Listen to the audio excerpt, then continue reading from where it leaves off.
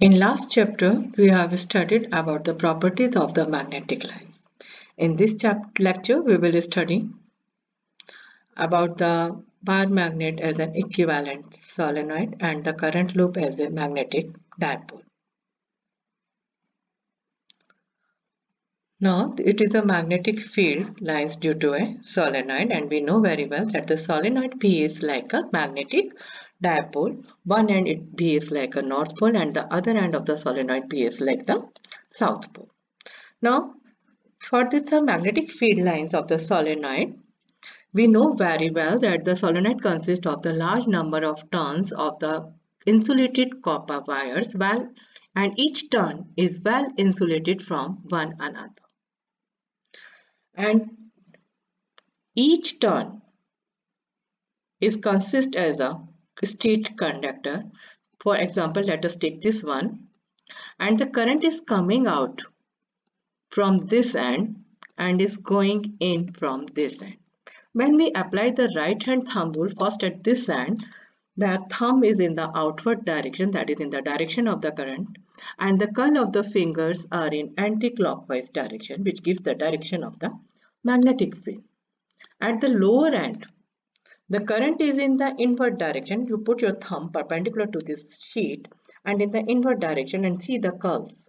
Curls are now in clockwise direction, that is in this direction. So here it is shown with a dotted line and here it is shown with a crossed line. Similarly, for this wire, it behaves like a straight conductor and these are the field lines. Now at this point, the current at this point, magnetic field at this point due to this wire is in this direction, due to this wire it is in this direction. So the net effect is 0. Similarly for this end, similarly for this end, and for all the ends, the result is the same. And similarly here. But for this, the magnetic field, this will persist. If this conductor is lying very close, then this curve is also very close. And to the first degree of approximation, it is taken almost a smooth line. So this is the magnetic field lines due to a solenoid. Now it is a magnetic field lines due to the bar magnet. See, there is no difference between the field lines due to the solenoid and the bar magnet. As there is no difference, so we can say that the bar magnet is an equivalent solenoid. We have already discussed these diagrams. As the magnetic field lines of the bar magnet and the solenoid is same, so we can see that the bar magnet has a large number of the circulating currents and it is in analogy with a solenoid. When we cut the bar magnet in half, it is like cutting a solenoid. And instead of one, we are having the two smaller solenoids with a weak magnetic properties. And the field lines remain continuous. It comes out from the one phase of the solenoid and entering into the another phase. One can observe the same thing when he or she uses the compass needle and plot the magnetic field lines for the bar magnet. So it is the same, magnetic field line is same, so we can say bar magnet as an equivalent solenoid. Now we will discuss the current loop. The current loop is a magnetic dipole. Magnetic dipole is anything is considered as a dipole if it has two equal and opposite poles separated by some distance. Now it is a current loop in which the current I is flowing and it is the direction in which the magnetic field is acting. These are the two poles. When we look at this end, then the direction of the current in a loop appears anti-clockwise. So this end is a north pole. When we look from this end, then the direction of the current appear in a loop is a clockwise direction. So this end behaves like a south pole.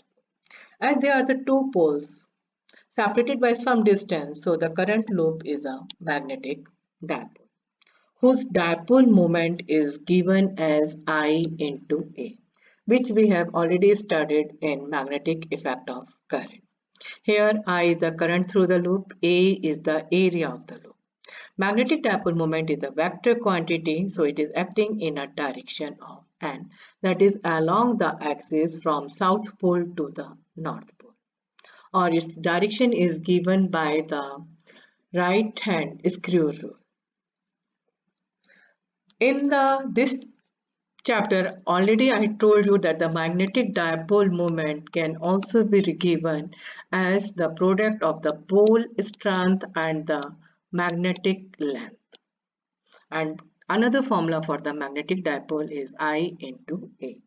We use this formula if the loop has one turn. If the loop has n turn, then we use the formula n into I into A if it is a vector quantity and will give the direction of the dipole moment, that is along the axis of the loop from south pole to the north pole.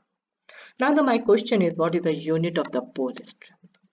As the unit of the magnetic dipole moment is ampere meter square, so the unit of the pole strength is ampere meter.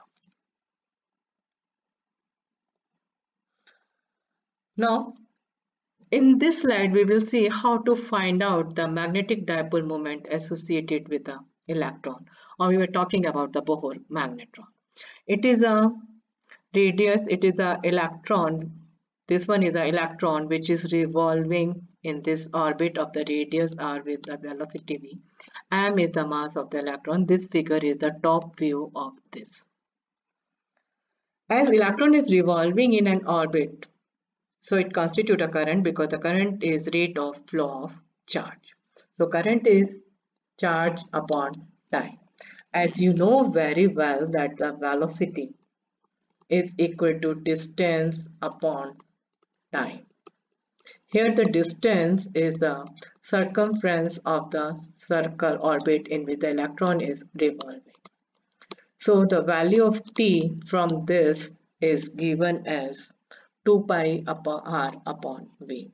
Put this value of t here and it will give you I equals to ev upon 2 pi r.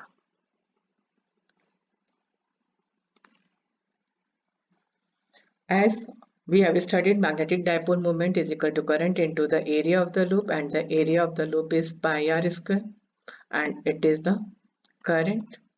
So it is a magnetic dipole moment.